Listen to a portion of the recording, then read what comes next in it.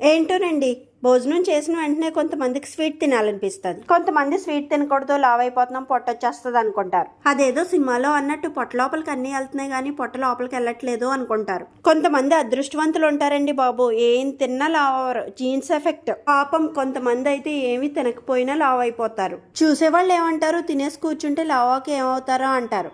వాళ్ళకున్న problems వాళ్ళకుంటాయి. Stress వలన, PCOD అని, థైరాయిడ్ అని. లావడానికి 1,00,000 కారణాలు ఉంటాయి. నేను ఏమంటానంటే ఆరోగ్యకరంగా ఆస్వాదిస్తూ తినాలి, భయపడుతూ తినకూడదు. అది సరే గానీ నేను చేసిన గోధుమ రవ్వ స్వీట్ అయితే చాలా సింపుల్ గా చేసేసుకోవచ్చండి. ఏం లేదండి, గోధుమ రవ్వని బాగా నేతిలో ఫ్రై చేసేసి 1 కప్పు గోధుమ రవ్వకి 3 కప్పులు వాటర్ యాడ్ చేసి బాగా ఉడికించుకోవాలి. ఇలా ఉడికిన గోధుమ రవ్వలోకి 1.5 కప్పు బెల్లం వేసుకోవాలి. ఇలా బాగా దగ్గర పడిన తర్వాత 1 స్పూన్ నెయ్యి, 1 స్పూన్ యాలకుల పొడి వేసుకుని బాగా కలిపేసి దించేసుకోవాలి.